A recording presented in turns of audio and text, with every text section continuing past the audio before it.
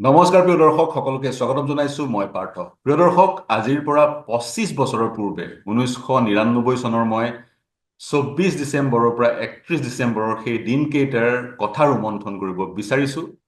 ইতিমধ্যে আমি এই বিষয়টোত বিভিন্ন বিশ্লেষণ বিভিন্ন সময়ত আগবঢ়াইছিলো।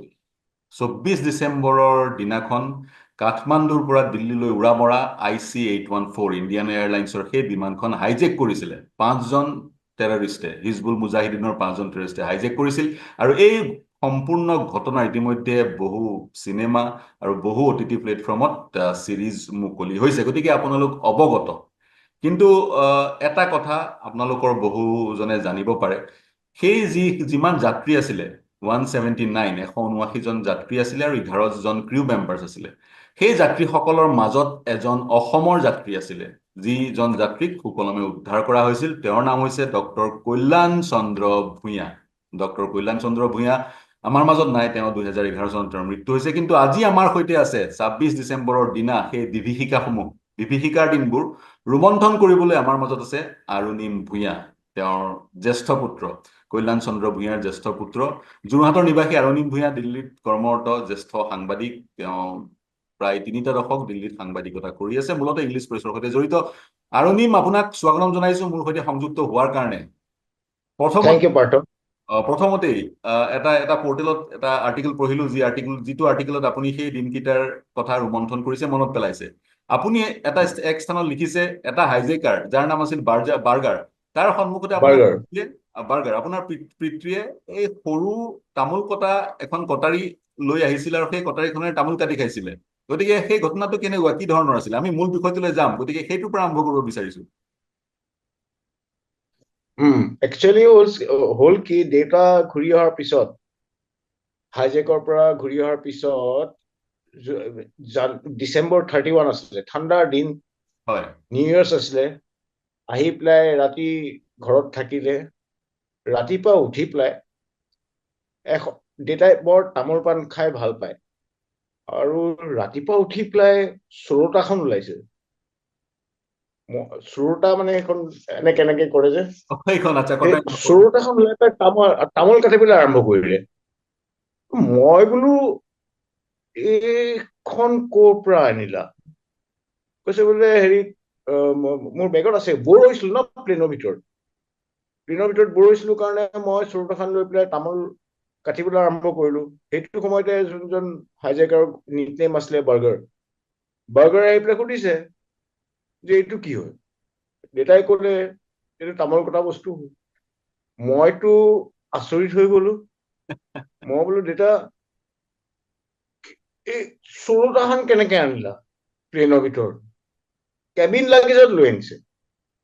হয় That basically means, Tribhuvan international airport কাঠমাণ্ডুত চিকিউৰিটি কি আছিলে? দেউতাই সিমান এটা হেৰি কৰা নাই আৰু, বাট মই তেতিয়াৰ পৰা চিন্তা কৰি আছো, দেট ইজ ৱাই এইটো হ'ব পাৰিলে। ইমানে লেক্স চিকিউৰিটি আছিলে। সেইদিনা OTT-খন আছিলে ন, নেটফ্লিক্সত নে ক'ৰবাত আছিলে, নেটফ্লিক্সত আছিলে, হয়। তাতে দেখুৱাইছিলে।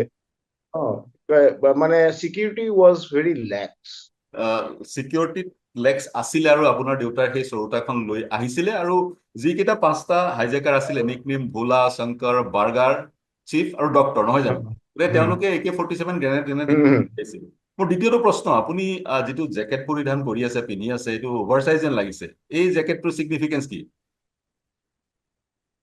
এই জেকেটটো হৈছে, সেইদিনাখন দেউতা যেতিয়া ডিচেম্বৰ 31st যেতিয়া প্লেনৰ পৰা নামিছিলে, ইণ্ডিয়ান এয়াৰলাইন্সৰ যোনখন ৰিপ্লেচমেণ্ট এয়াৰক্ৰাফ্টৰ পৰা হোষ্টেজখিনিক লৈ আনিছিলে, তেতিয়া দেউতাই এই জেকেটটো প্লেনৰ পৰা এনেকে পিন্ধি পেলাই নামিছিলে। আৰু এই জেকেটটো এতিয়ালৈকে আছে মোৰ হাতত। 25 বছৰ হৈ গ'ল। সদায় দিল্লীৰ ঠাণ্ডাত এইটো জেকেটে পিন্ধো। আচ্ছা, দিল্লীৰ ঠাণ্ডাত আপুনি এইটো জেকেটে পিন্ধে, আৰু এইটো জেকেট পিন্ধিয়ে সেইকাৰণে মই এই জেকেটটো পিন্ধি আছো টিভিত ওলাওতে। আচ্ছা আচ্ছা আচ্ছা। আপোনাৰ কাৰণে এইটো এটা স্মৃতি, আৰু এই জেকেটটোৱে আপোনাৰ পিতৃক কল্যাণ চন্দ্ৰ ভূঞাই পৰিধান কৰি আছিলে। ইতিমধ্যে আপুনি আৰ্টিকেলটো লিখিছে, তেওঁ কাঠমাণ্ডু মেডিকেল কলেজৰ চিকিৎসক আছিলে, নহয় জানো? তেওঁ ডক্টৰ আছিলে কাঠমাণ্ডু মেডিকেল কলেজত। তেওঁ ঘৰলৈ আহিছিলে। কাৰেক্ট, ইয়াত কাৰেক্ট। কওক, এটা কথা, অ সেই দিনাখন আপুনি যেতিয়া প্ৰথমতে নিউজটো পাইছিলে যে আপোনাৰ দেউতা যিখন প্লেনত আহি আছে, IC-814 ইণ্ডিয়ান এয়াৰলাইন্সৰ, নিউজটো পোৱাৰ পিছত আপোনালোকৰ ৰিয়েকশ্যন কেনেকুৱা আছিল? তাৰপিছত কি কি ষ্টেপছ আপোনালোকে লৈছিল? ফেমিলিৰ আন আন লোকসকলক কেনেকৈ জনাইছিলে? এইটো অকমান বহলাই ক'ব লাগিব। হয় তাৰমানে হৈছিলে কি, মই সেইটো সময়ত মই আৰু মোৰ ভাইটি আছিলে, আমি লাজপত নগৰ, দিল্লীৰ লাজপত নগৰ, আৰু লেট 1990s ন, আৰু সেইটো সময়ত মানে অসমীয়া নৰ্থ ইষ্টৰ মানুহ দিল্লীত খুব বহি গৈছিলে। আৰু আমাৰ বহুত ফ্ৰেণ্ডছ আছিলে ওচৰত, বন্ধু বান্ধৱ বহুতখিনি আছিলে।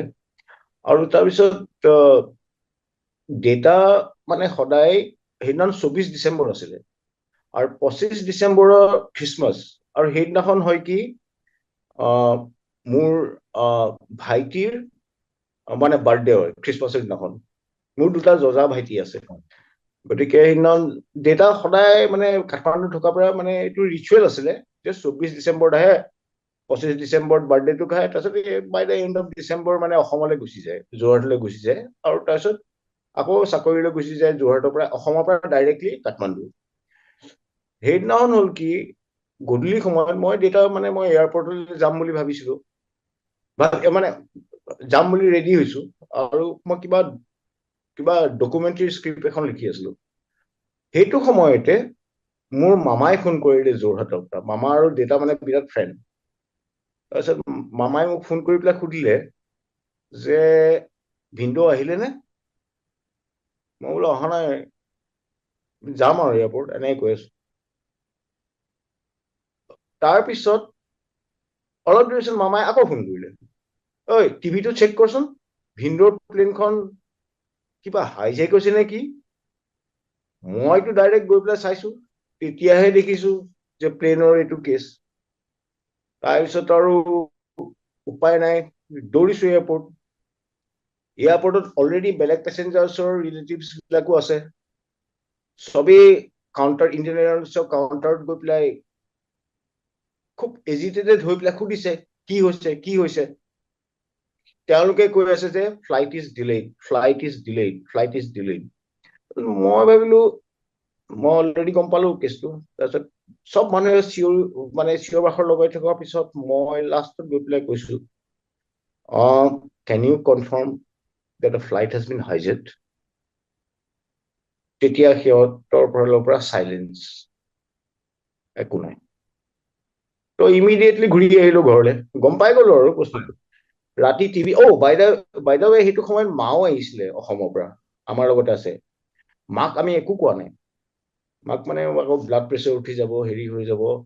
চ' মই আহি পেলাই আমি ৰাতি চাইছো, আৰু যেতিয়া উপায় নাই, লাষ্টত মাক ক'ব লগা হ'ল যে এইটো কেছ হৈ আছে, অমৃতসৰ, লাহোৰ, ডুবাই। ৰাতি গম পোৱা নাই, আমাৰ টোপনি ধৰি গ'লগে, ৰাতি গোটেই টিভিত ফ'ল' কৰি আছো, একদম টোপনি ধৰি গ'লগে। লাষ্টত ৰাতিপুৱা দেখিছো গৈ পেলাই, of all places, Kandahar in Afghanistan. মানে তেতিয়া আৰু it was under Taliban control. Right so' মই এতিয়া কি হ'ব? That was the situation that night, next morning. That was the situation of that night. এতিয়া সকলোৱে জানেই, নেটফ্লিক্সৰ চিৰিজখনো আহিছিলে, সকলোৱে সেই দিনকেইটাৰ কথা জানে, চিফ, ডক্টৰ, বাৰ্গাৰ, শংকৰ ভোলা ইত্যাদি ইত্যাদি কথাবোৰ জানে। আপোনাৰ পিতৃৰ পৰা, দেউতাৰ পৰা সেই কাহিনীবোৰ তেওঁ কেনেকৈ, তেওঁ কি কি কৈছিলে ভিতৰত? তেওঁ চাওক, প্লেনখনৰ ভিতৰত আপোনাৰ পিতৃ doctor Bhuyan 24, 25, 26, 27, 28, 29, 30, 31, 8 days, good 8 days, he was with the hijackers. So' unfortunately এজনৰ মৃত্যু হৈছিলে, কাটিয়াল উপাধিৰ, ডুবাইত তেওঁৰ বডি কৰা হৈছিলে। তেওঁ কিদৰে ৰোমন্থন কৰে সেই দিনবোৰক? তেওঁ কি কি কাহিনীবোৰ কয় about the hijackers, about the entire incident, আৰু যিবোৰ সেই সময়ত গভৰ্ণমেণ্ট অফ ইণ্ডিয়াৰ পৰা ইণ্টাৰলকেটৰ গৈছিলে, অজিত ডোভালো গৈছিলে, গতিকে গোটেই কথাবোৰ তেওঁ কেনেদৰে ৰোমন্থন কৰিছিলে তেওঁ যেতিয়া জীৱিত হৈ আছিল? এটা হৈছে the situation in the aircraft. সেইটো বৰ ঠাণ্ডা দিন আছিলে, ডিচেম্বৰ মাহত কান্দাহাৰ, আফগানিস্তান, আপুনি বুজি পাব কিমান ঠাণ্ডা হয় তাত। বাট প্লেনৰ ভিতৰত গৰম হৈ গ'ল, এচি টেচি চব বন্ধ কৰি দিলে। চ' মানুহৰ পিয়াহ লাগিছিলে, আৰু পিয়াহ লগাৰ কাৰণে দেউতাই সুধিলে পানী, বাৰ্গাৰ নে কোনোবাই দেউতাই আহি পেলাই ক'লে যে হাজিকাৰ আহি পেলাই প্লেনৰ ভিতৰত বিয়েৰৰ কেন এটা আছিলে, বিয়েৰৰ কেনটো দি দিলে দেউতাই খালে বাৰু। আচ্ছা তাৰপিছত আহিলে, সেইটো সময়ত ৰামাদান চলি আছিল। ৰামাদান চলাৰ ক্ষেত্ৰত খোৱাৰ প্ৰশ্ন এটা আহিছিলে, বাট ষ্টিল সিহঁতি তালিবানৰ থ্ৰুৱেদি খানাৰ ছাপ্লাই এৰেঞ্জ কৰিলে। বাট প্ৰব্লেমটো ডেটাৰ প্ৰব্লেম নাছিলে, বাট বাকী পেচেঞ্জাৰ্ছৰ প্ৰব্লেম আছিলে। কাৰণ যিখিনি খোৱা পঠাইছিলে ফুড, চব নন ভেজিটেৰিয়ান আছিলে। বাট প্লেনত আহিছিলে মানুহ কাঠমাণ্ডুৰ পৰা, বহুত ইণ্ডিয়ানছ আছিলে, many of them are Hindu, I mean vegetarians. So' সেইটোৰ কাৰণে কিছুমান কমপ্লিকেশ্যনছ হৈছিলে।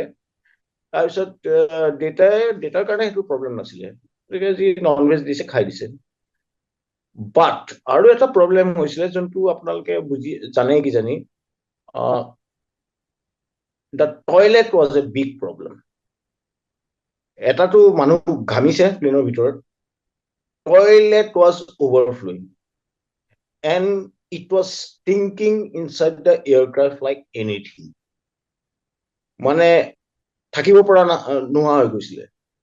তাৰপিছত কোনোবা গৰাকী এয়াৰ হোষ্টেছে গৈ পেলাই কিবা কিবি কৰি চাফা কৰি, তাৰপিছত সিমান দেউতাও নাজানে যে কোনে বাহিৰৰ পৰা কৰি আছে।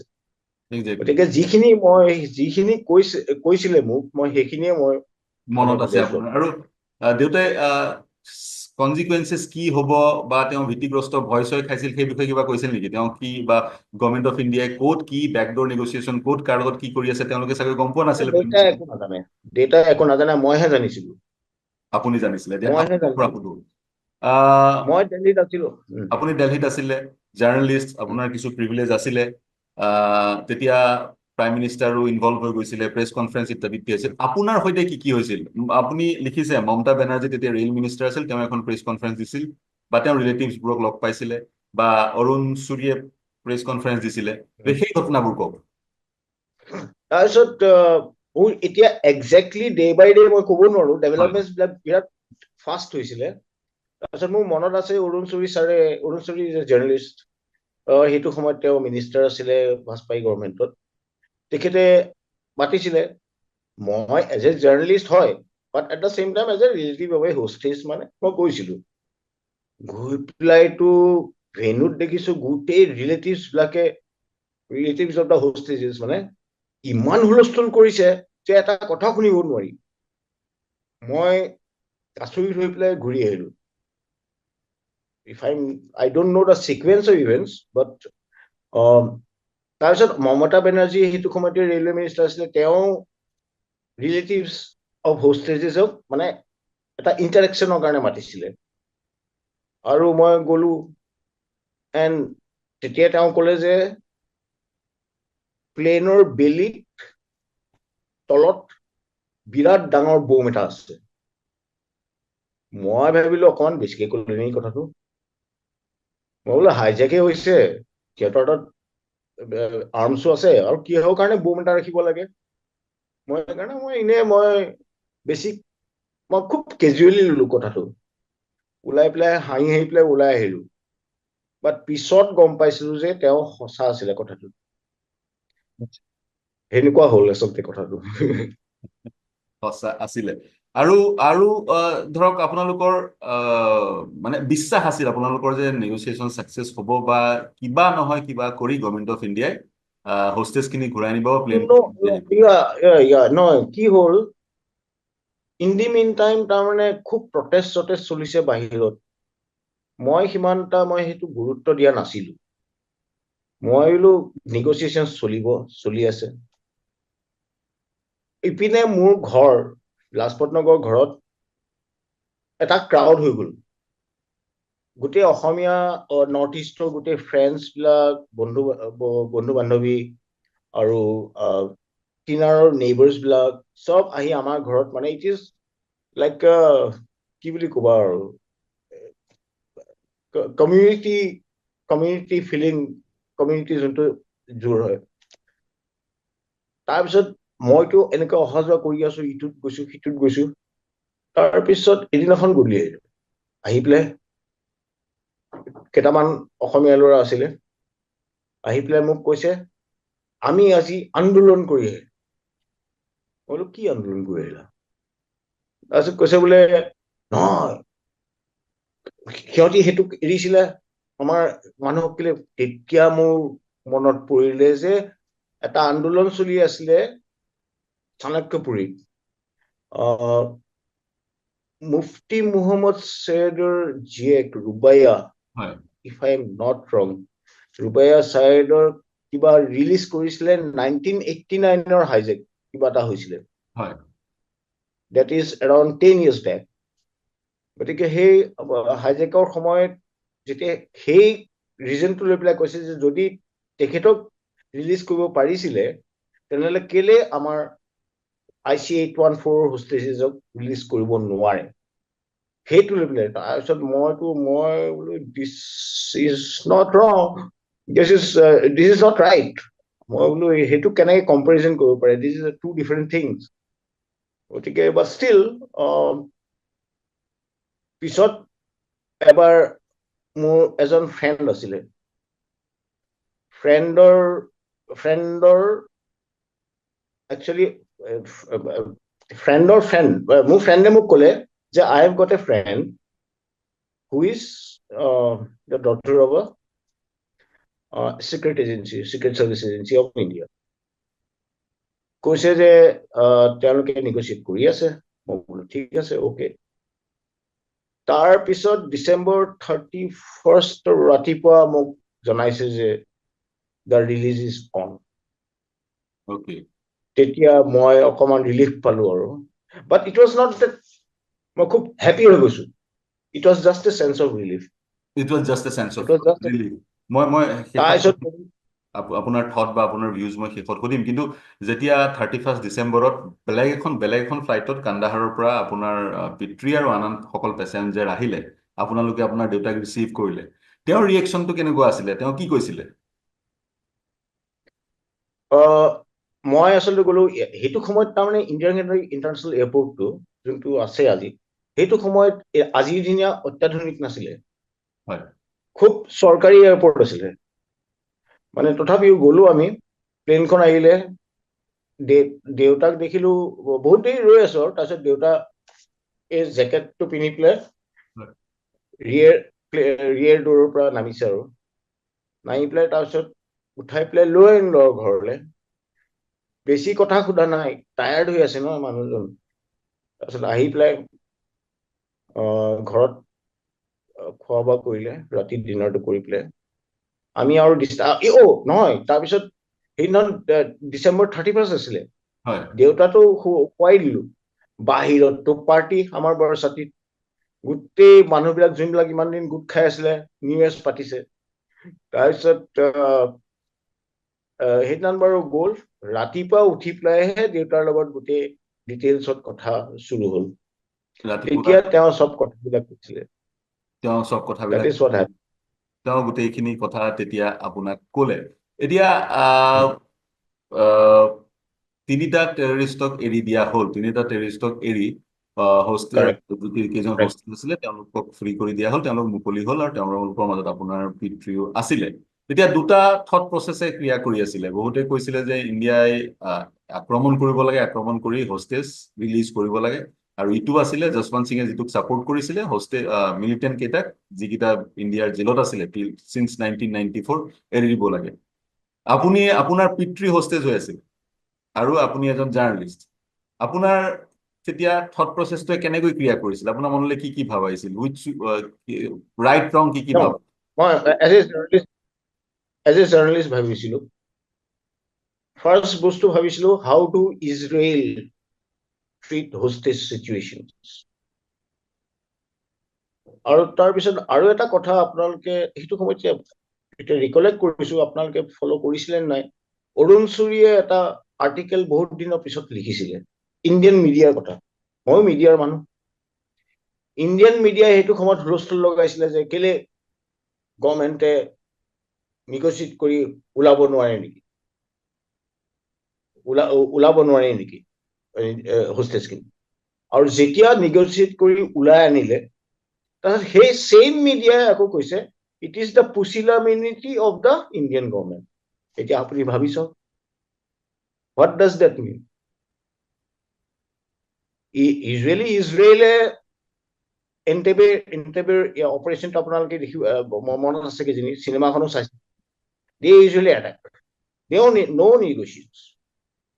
চ' সেইটো সময়ত মোৰ ভাৱধাৰাটো তেনেকুৱা ধৰণৰ আছিলে যে ইজৰাইলে যেনেকে কৰে কৰিব নেকি, but then again it's the government policy সেইটো সময়ত।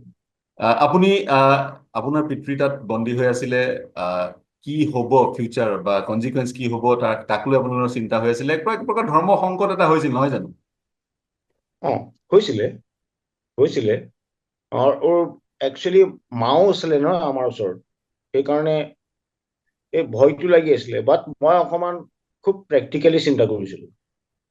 মই অকণমান ভাবিছিলো যে হোষ্টেজ চিচুৱেশ্যন কেনেকে, মই খুব এইবিলাক মই চাই পেলাই বিৰাট ভাল পাওঁ, ইজৰাইলৰ অপাৰেশ্যনছ মই চাই বিৰাট ভাল পাওঁ।